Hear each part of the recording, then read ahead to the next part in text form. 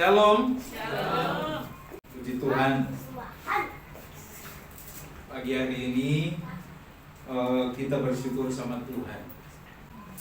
Mari kita membuka Kisah Para Rasul 13 ayat 22.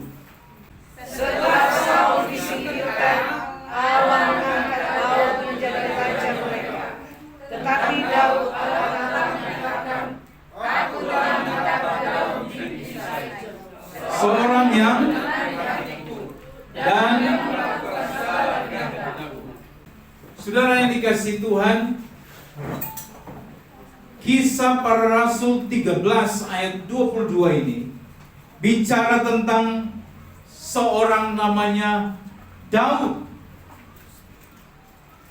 Daud ini adalah seorang tokoh Alkitab yang ditulis di dalam Alkitab. Pagi hari ini saya memberikan tema Tuhan suka dengan kehidupan Daud. Saudara yang dikasihi Tuhan, dalam pembacaan kita pagi hari ini dikatakan setelah Saul disingkirkan. Kenapa Saul disingkirkan? Setelah saya baca-baca Alkitab teliti, ada beberapa hal Saul itu disingkirkan. Yang pertama, Saul itu adalah orang yang cepat marah dan tersinggung. Waktu mereka pulang dari medan pertempuran, ada seorang gadis yang bicara di atas sebuah rumah waktu Saul dan Daud itu pulang. Dikatakan Saul beribu-ribu, sedangkan Daud itu berlaksa-laksa. Disitulah timbul kemarahan daripada Saul terhadap Daud. Dia marah. Dia tidak bisa dengar sanjungan orang. Dia marah. Ini salah satu penyebab kenapa Alkitab katakan setelah Saul disingkirkan. Penyebab pertama adalah Saul tidak suka Daud itu dieluk-elukan lebih daripada dia. Dan inilah yang saya mau katakan. Kita harus punya kebesaran hati. Ketika ada orang lebih dari kita, kita nggak boleh merasa tersaingi. Kita nggak boleh merasa bahwa dia nggak pantas, harusnya saya. Kita marah dengan pencapaian orang lain. Kita marah dengan apa yang didapat orang lain. Maka hati-hati saudara. Orang lain mengalami hal-hal, dia maju usaha, dia naik pangkat. Kita tidak boleh tersinggung, tidak boleh marah. Karena seperti Saul, ini bahaya. Itu dia, yang pertama adalah dia cepat tersinggung. Yang kedua, kenapa? Karena Saul tidak taat sama Nabi Samuel. Sekalipun Saul itu raja, sekalipun Saul itu seorang pemimpin atas Israel, tetapi Samuel berani berkata, Roh Allah telah undur daripada kamu, dan kamu telah menyakiti hati Tuhan. Saya mau katakan, seorang nabi, ya, dia tidak peduli mau dia punya pangkat, mau dia punya jabatan, mau dia orang kaya sekalipun, dia harus berani menegur. Supaya apa? Mereka tahu bahwa apa yang dimiliki oleh Saul, jabatan itu datangnya dari Tuhan. Jadi Tuhan juga berhak untuk mengambil jabatan itu, pangkat itu dari Saul. Saudara yang dikasihi Tuhan, Samuel bicara kepada Saul, dia begitu berani sekali. Dia katakan, engkau tidak layak. Dia berani. Maka hati-hati dengan hati kita, saudara. Kita cepat tersinggung, kita marah dengan orang lain. Dia naik motor, mobil, dia punya rumah, dia punya apa. Jangan sampai kita yang tersinggung, kita yang marah. Jangan, biarkan aja. Wong dia yang kerja keras, dia yang berusaha, biarkan saja.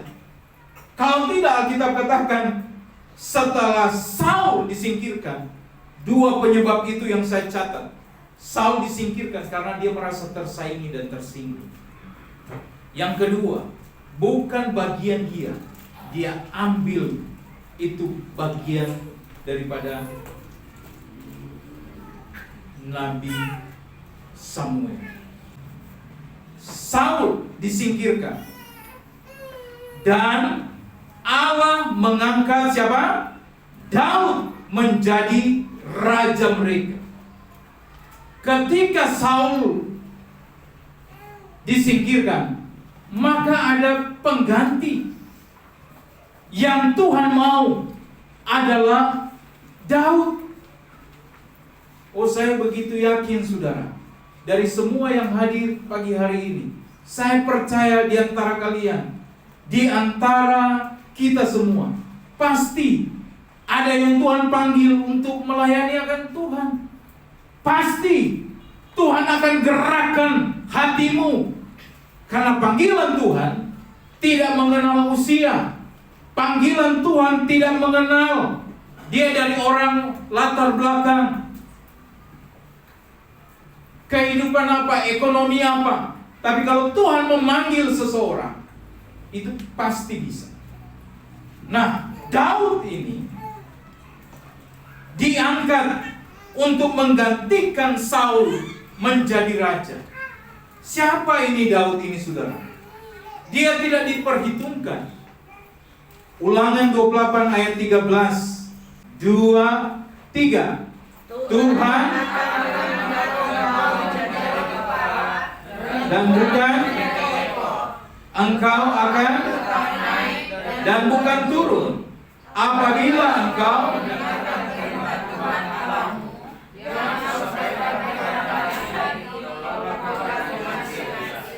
Alkitab katakan Allah mengangkat Daud menjadi raja. Maka kalau Tuhan mengangkat, Ulangan 28 ayat 13, Tuhan akan mengangkat engkau menjadi kepala. Sama-sama katakan kepala.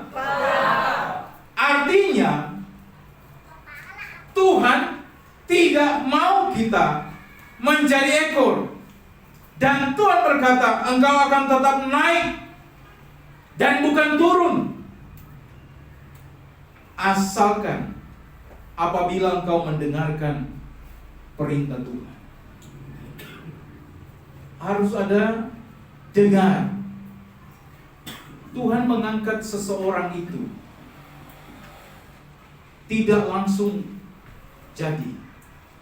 Daud itu tidak langsung jadi raja, tidak.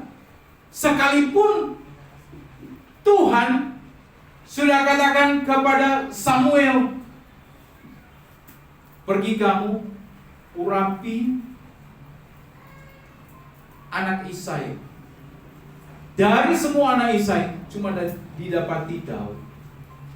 Sudah diurapi, Daud juga dikejar-kejar oleh Saul, mau dibunuh.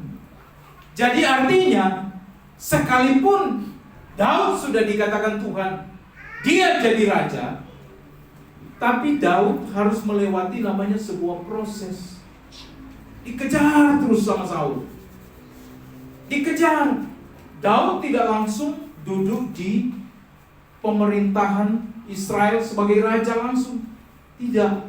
Tapi dia harus melewati pengembara dari satu ke satu, dikejar, mau dibunuh. Tapi saya percaya saudara yang dikasihi Tuhan, kalau kita dengar-dengaran sama Tuhan, apapun hari-hari ini kita sedang ada di dalam persoalan, kita bilang, Tuhan berjanji aku akan jadi kepala. Tuhan berjanji Tuhan akan berkati saya. Tapi kenapa saya ada di dalam lembah kekelaman? Ternyata saya dapatkan Tuhan sedang mempersiapkan hati kita untuk diproses, untuk siap menjadi seorang pemimpin, untuk siap Daud menjadi seorang raja. Kenapa Daud diangkat oleh Tuhan? Ternyata didapati Daud bukan seorang pendendam. Ada kesempatan, kalau dia langsung bunuh Saul, langsung mati. Tapi dia masih takut akan Tuhan. Dia izinkan biar Tuhanlah yang membunuh ini Saul. Lihat, disinilah Daud diangkat oleh Tuhan. Kalau Tuhan mengangkat saudara yang dikasihi Tuhan, jangan penuhi hatimu dengan kotoran. Jangan penuhi hatimu dengan hal-hal yang tidak baik. Ia memang sakit hati. Ia memang saya merasa tersakiti. Tetapi jangan kotori hatimu. Jangan. Karena itulah sebuah proses. Tuhan akan mengangkat engkau. Makanya Alkitab katakan Allah mengangkat Daud menjadi raja mereka. Tuhan mengangkat kita, saudara. Aku telah mendapat Daud bin Isai, seorang yang berkenan. Ini luar biasa. Dikatakan berkenan di hatiku. Mendapat perkenanan daripada Tuhan. Berkenan dia di hati Tuhan. Aku telah mendapatkan seorang yang berkenan di hati. Seseorang berkenan di hati itu tidak gampang. Seperti cerita di kitab Esther. Itu raja lagi mencari seorang permaisuri. Tapi lihat, ketika Esther tampil di depan raja, maka raja berkenan terhadap Esther dan menjadikan dia seorang ratu. Perkenanan ini sangat penting. Ada lagu yang suka kita nyanyikan. Perkenananmu yang teguhkan hatiku. Ternyata waktu kita berkenan di hadapan Tuhan, itulah yang meneduhkan hati kita. Itulah yang membuat hati kita merasa tenang, karena ada perkenanan daripada Tuhan. Apa yang membuat Tuhan tidak menyukai kehidupan kita? Karena kita ada di dalam dosa. Berdosa kita karena kita sudah iri, dengki, sakit hati. Semua ada di sini. Ada di sini. Kita marah.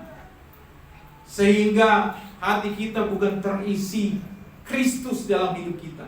Tapi yang ada adalah iri hati, dengki, kesombongan ada di sini. Yang kedua, apa yang membuat Tuhan tidak berkenan atau tidak menyukai kehidupan kita? Yang kedua, karena kita hidup mengandalkan diri sendiri, kekuatan kita, kehebatan kita, maka Tuhan juga tidak mau campur tangan.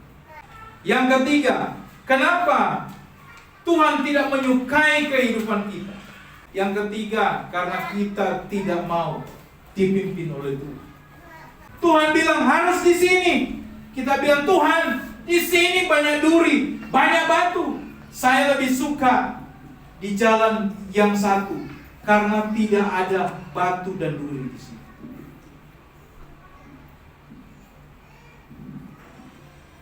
Semua itu ada dalam proses.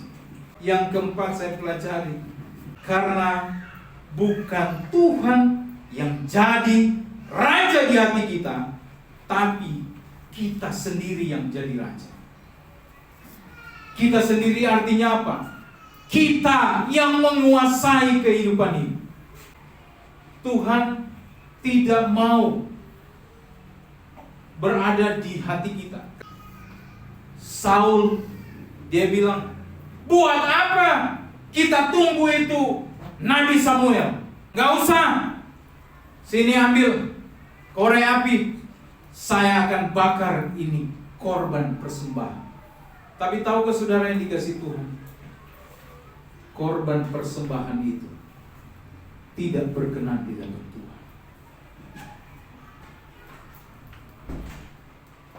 Maka saya mau kasih tahu kepada kita semua jemaat.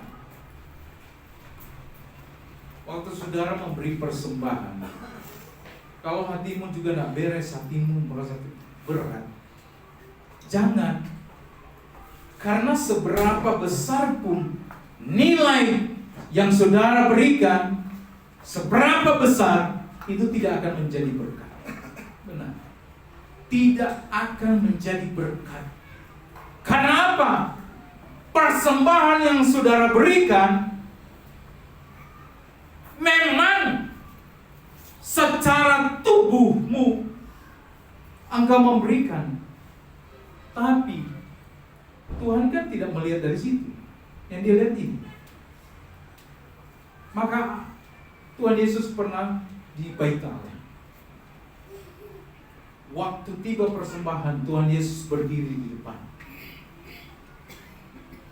Waktu memberi persembahan, Tuhan Yesus bilang kepada murid-murid, ini orang kaya memberi, dengar ya, memberi dari kelimpahan, dari kelebihan, dari karena dia banyak uang, maka dia memberi bukan dari hati. Tapi ada seorang ibu janda yang miskin, yang dia maju, dia memberi. Ini letak kuncinya di sana. Dia memberi dari kekurangan, bukan dari kelimpahan. Dia memberi dari kekurangan, dan kedua, hatinya memang tertuju pada Tuhan. Tapi sekalipun itu nilai kecil, seperti janda di Sarfat, dia bilang, saya makan ini, bikin ini, tepung ini tinggal dikit, kami mati. Tapi ketika dia kasih sama Nabi lebih dulu, mujizat pun terjadi. Itu yang sedang kita harus alami. Kita bukan memberi dari kelimpahan. Kita bukan memberi dari saya banyak uang.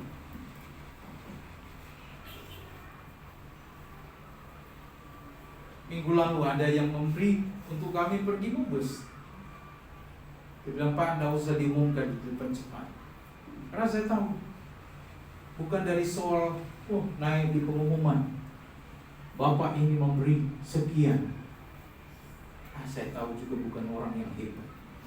Tapi karena saya tahu, dia memberi dengan cinta pada Tuhan. Serahkanlah segala kekhawatiranmu kepada Tuhan. Serahkanlah sama Tuhan.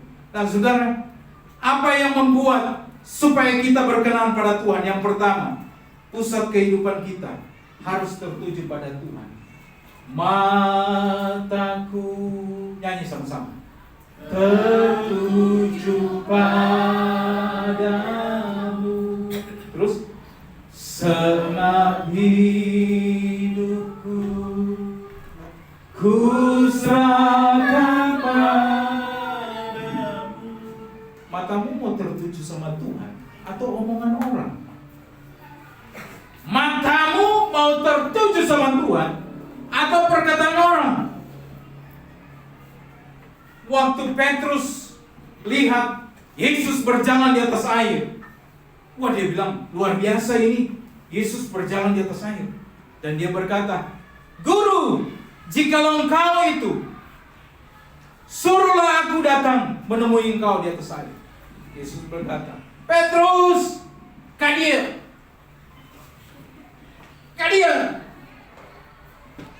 Dia keluar dari air. Weh, Petrus lihat, bisa saya di atas air. Dia jalan satu, masih di atas air. Tapi ketika ada tiupan angin, ketika ada gelombang yang besar, maka ketika matanya tidak tertuju pada Yesus. Waktu dia lihat kiri kanan, maka disitulah Petrus mulai tenggelam. Jadi yang pertama apa yang kita ambil? Apapun yang terjadi hari-hari ini, mata kita harus tertuju pada Tuhan. Harus tertuju pada Tuhan. Yang kedua, bagaimana supaya kita berkenan di hadapan Tuhan? Kita harus punya hati seorang hamba. Hamba, bahasa aslinya adalah doulos, budak. Jadi pelayanan itu tidak hanya pakai baju yang bagus, berdasi, bawakan firman Tuhan, jadikan WL, jadi pemain musik, jadi singer. Enggak. Waktu hari Jumat kami kesini, ini sudah banjir. Sebetulnya dalam hati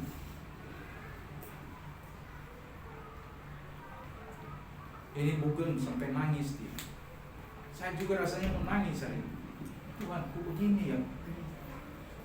Setinggi mata kaki. Kok air bisa banyak begini? Tapi kita kerja aja lah. Kerja aja, buang ini air ke depan. Saya cuma berdoa, Tuhan, supaya kami ini diberikan kesehatan, kekuatan oleh Tuhan. Tapi sekali lagi saya mengatakan, hamba itu memang siap untuk diinjak orang. Hamba itu untuk siap diejek orang. Hamba itu siap menerima cercaan dari orang. Tapi hati hamba itu, hati hamba yang siapa yang cari? Yohanes yang cari? Siapa yang cari? Tuhan yang cari. Hati hamba. Ini orang ini kelihatannya dia sederhana, dia mau kerja keras, dia mau melayani dengan kesungguhan hati. Tuhan akan mengangkat seperti Daud. Hati hamba ini sangat penting.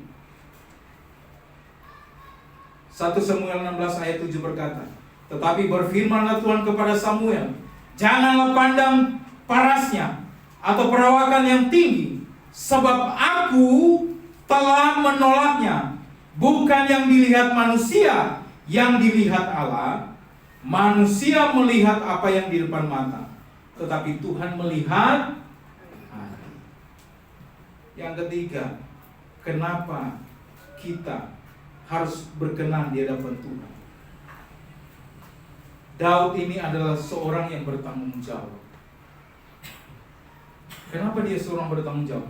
Ternyata dari peristiwa ini, Samuel kan disuruh Tuhan pergi ke rumah Isai kan, untuk mengurapi salah satu dari anak-anak Isai.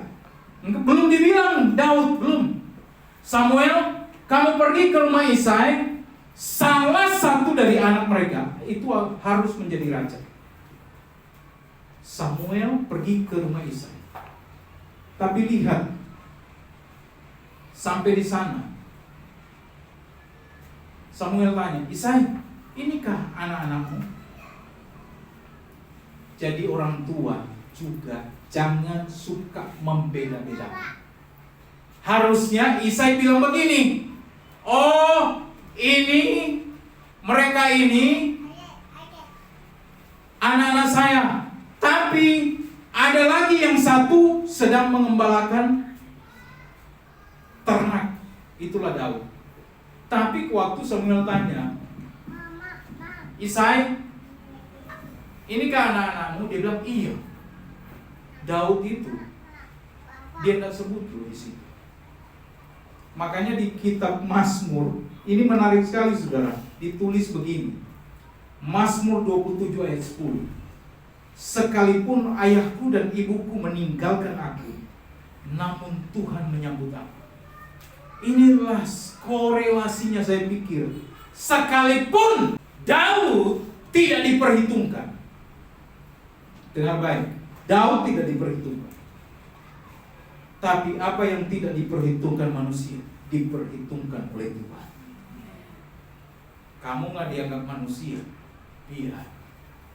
Kamu bilang dalam hati, yang penting ada Tuhan bersama dengan aku. Hari ini kondisi ekonomiku sudah hancur, aku tahu. Tapi Tuhan tidak pernah meninggalkanku. Aku tahu saya bukan siapa-siapa di keluarga. Aku tahu. Aku bukan orang yang sukses. Aku bukan orang yang terpandang. Tapi aku tahu Tuhan tidak pernah melupakan. Isai bilang, iya Samuel, ini anak-anakku. Tapi pada waktu mereka lewat depan Samuel, karena Tuhan bilang, siapa yang aku berfirman dialah jadi raja. Lewat kakak Daud yang pertama, Tuhan tidak bicara apa-apa loh. Yang kedua, Tuhan tidak bicara apa-apa. Yang ketiga, Tuhan tidak bicara apa-apa. Sampai habis, tidak satu pun Tuhan bicara bahwa itu raja. Enggak. Padahal mereka parasnya, kata Alkitab, itu ganteng-ganteng. Tapi Tuhan tidak melihat dari sana. Tuhan lihat ini. Jadi, apa yang terjadi? Daud ini adalah orang yang bertanggung jawab.